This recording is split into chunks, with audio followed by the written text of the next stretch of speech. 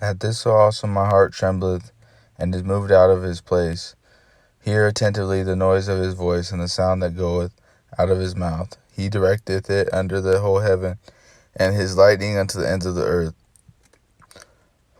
After it a voice roareth, he thundereth with the voice of his excellency, and he will not stay them when his voice is heard.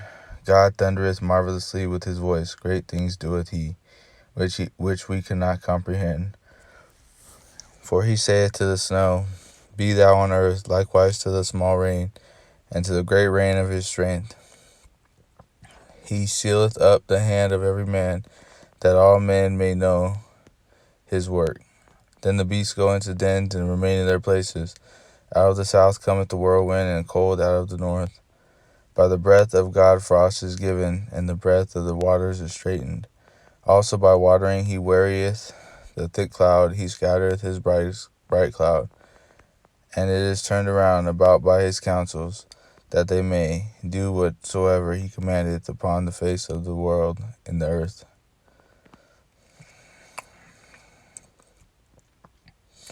He causeth it to come, whether for correction, or for his land, or for mercy. Hearken unto this, O Job. Stand still and consider the wondrous works of God. Dost thou know when God disposed them and caused the light of his cloud to shine? Dost thou know the balancings of the clouds, the wondrous works of him which is perfect in knowledge? How thy garments are warm when he quieteth the earth by the south wind. Hast thou with him spread out the sky which is strong, as molten looking glass? Teach us what we shall say unto him, for we cannot order our speech by reason of darkness.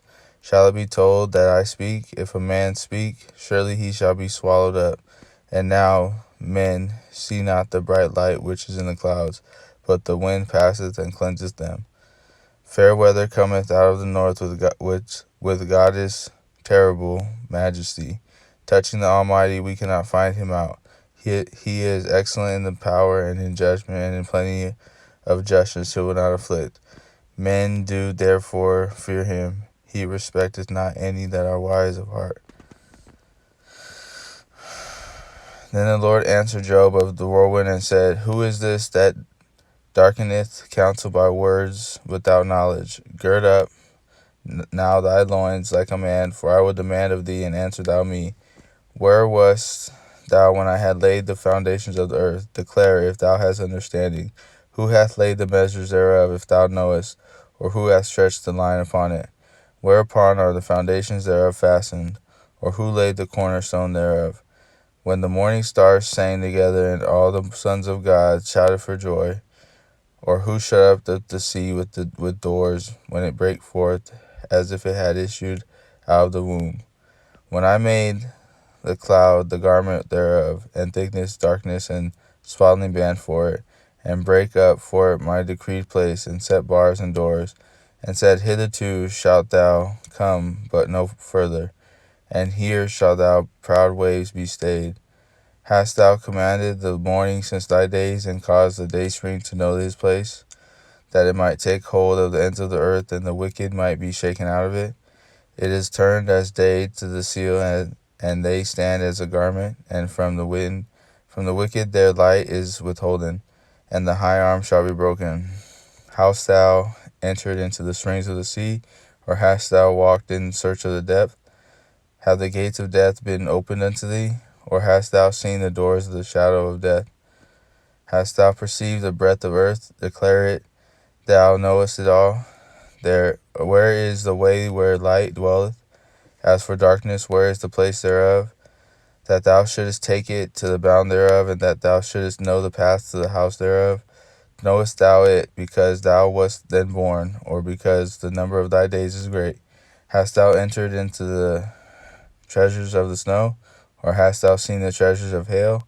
For I have reserved against the time of trouble, against the day of battle and war. By what way is the light parted, which scatter the east wind upon the earth? Who hath divided a watercourse for overflowing of waters, or a way for the lightning of thunder, to cause it to rain on the earth where no man is, on the wilderness wherein there is no man, to satisfy the desolate and waste ground, and to cause the bud of the tender herb to spring forth? Hath the rain a father, or hath begotten the drops of dew?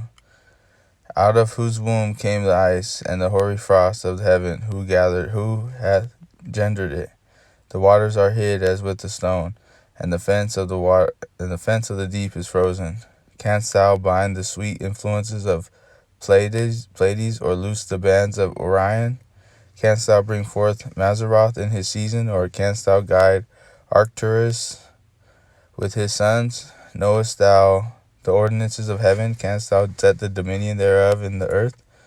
Canst thou lift up thy voice to the clouds, and that abundance of waters may cover thee? Canst thou send lightnings that they may go and say unto thee, Here we are? Who hath put wisdom in the inward parts, or who hath given understanding to the heart? Who can number the clouds in wisdom, or can stay the bottles of heaven?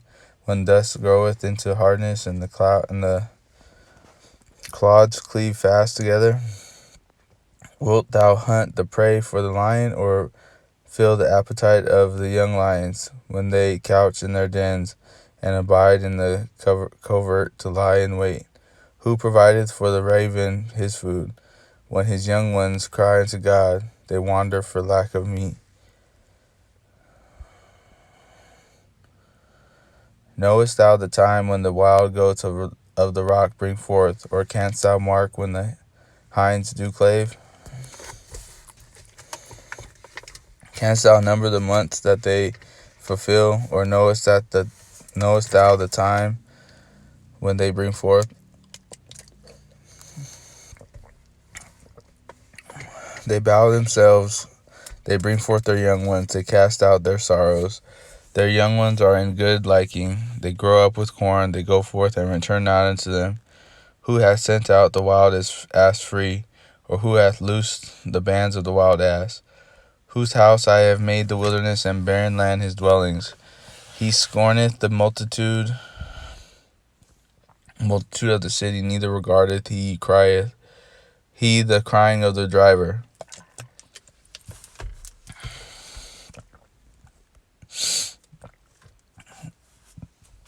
The range of mountains in his pasture, and he searcheth after every green thing.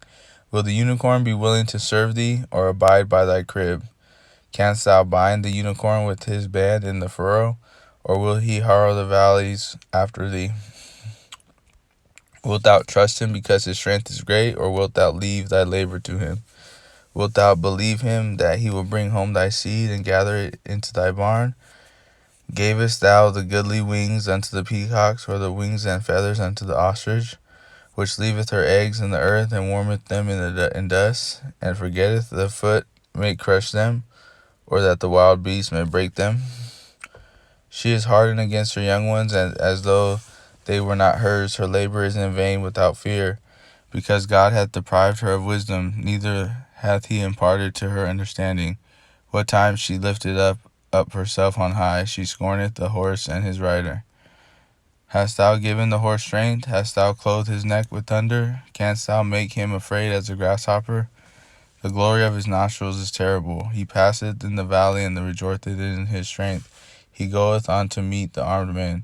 He mocketh at fear, and is not affrighted, neither turneth back from the sword.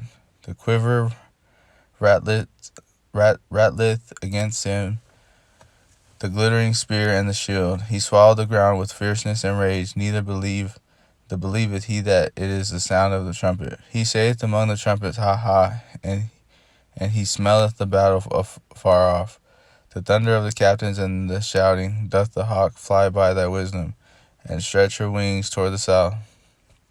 Doth the eagle mount up at thy command, and make her nest on high? She dwelleth and abideth on the rock, upon the crag of the rock in the strong place. From thence she seeketh prey, and her eyes behold afar. Her young ones also suck up blood, and where the slain are, there is she.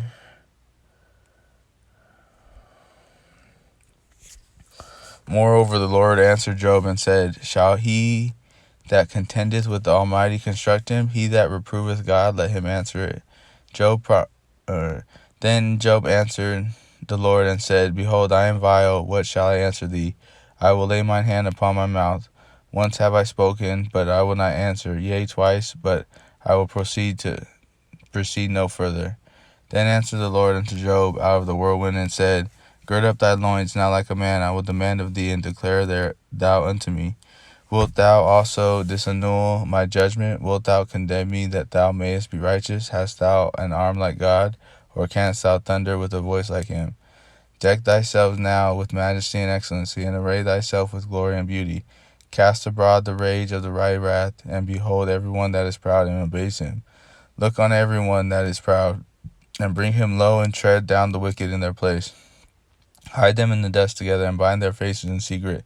Then will I confess unto thee that thine own right hand can save thee. Behold, now Behemoth, which I made with thee, he eateth grass as an ox. Lo, now his strength is in his loins, and his force is in the navel of his belly. He moveth his tail like a cedar, the sinews of his stones are wrapped together. His bones are as strong pieces of brass, his bones are like bars of iron.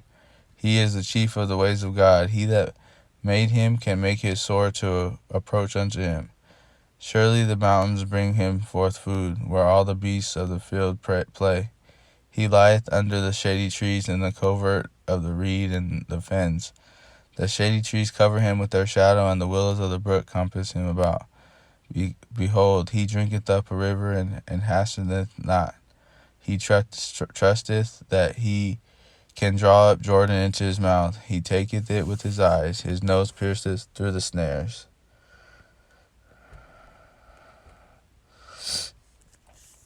Canst thou draw out Leviathan with an hook, or his tongue with a cord which thou lettest down? Canst thou put an hook into his nose, or bore his jaw through with a horn? Will he make many supplications unto thee? Will he speak soft words unto thee? Will he make a covenant with thee? Wilt thou take him for a servant forever? Wilt thou play with him as with a bird, or wilt thou bind him for thy maidens? Shall the companions make a banquet of him? Shall they part him among the merchants? Canst thou fill his skin with barbed irons, or his head with fish spears? Lay thine hand upon him, remember the battle, do no more. Behold, the hope of him is in vain. Shall not one be cast down even at the sight of him? None is so fierce that dare stir him up. Who then is able to stand before me? Who hath prevented me that I should repay him? Whatsoever is under the whole heaven is mine. I will not conceal his parts, nor his power, nor his comely proportion. Who can discover the face of his garment, or who can come to him with his double bridle? Who can open the doors of his face? His teeth are terrible round about. His scales are his pride, shut up together as with a close seal. One is so near to another that no air can come between them. They are joined one to another. They stick together that they cannot be sundered. By his neesings the light doth shine, and his eyes are like the eyelids of the morning. Out of his mouth go burning lamps, and sparks of fire leap out. Out of his nostrils goeth up smoke, as out of a seething pot or cauldron. His breath kindleth coals, and a flame goeth out of his mouth. In his neck remaineth the strength, and sorrow turned into joy before him. The flakes of his flesh are joined together. They are firm in themselves, they cannot move. His heart is as firm as stone, yea, as hard as piece of the nether millstone. When he raiseth up himself, the mighty are afraid. By the reason of breakings they purify themselves. The sword of him that layeth at him cannot hold, the spear, the dart, nor the abrogeion. He esteemeth iron as straw, as brass, and brass as rotten wood. The arrow cannot make him flee. Slingstones are turned with him into stubble. Darts are counted as stubble. He laugheth at the shaking of a spear. Sharp stones are under him. He spreadeth sharp pointed things upon the mire. He maketh the deep to boil like a pot. He maketh the sea like a pot of ointment. He maketh a path to shine after him. One would think the deep to be hoary. Upon earth there is not his like, who is made without fear. He beholdeth all high things. He is a king over all the children of pride. Then Job answered the Lord and said, I know that thou canst do everything, and that no thought can be withholden from thee. Who is he that hideth counsel without knowledge? Therefore have I uttered that I understood not. Things too wonderful for me, which I knew not. Hear, I beseech thee, and I will speak. I will demand of thee, and declare thou unto me. I have heard of thee by the hearing of the ear, but now mine eye seeth. Wherefore I abhor myself, and repent in dust and ashes. And it was so, that after the Lord had spoken these words unto Job, the Lord said unto Eliphaz the Temanite, My wrath is kindled against thee, and against thy two friends, for ye have not spoken of me the thing that is right, as my servant Job hath. Therefore take unto you now 7 bullocks and 7 rams, and go to my servant Job, and offer up for yourselves a burnt offering, and my servant Job shall pray for you. For him will I accept, lest I deal with you after you folly, and that ye have not spoken of me the thing which is right, like my servant Job. So Eliphaz the Temanite, and Bildad the Shuhite, and Zophar the Naamathite went and did according to the Lord commanded them. The Lord also accepted Job. And the Lord turned the captivity of Job when he prayed for his friends. Also the Lord gave Job twice as much as he had before. Then came there unto him all his brethren and his sisters, and they that had been of his acquaintance before, and did eat bread with him in his house.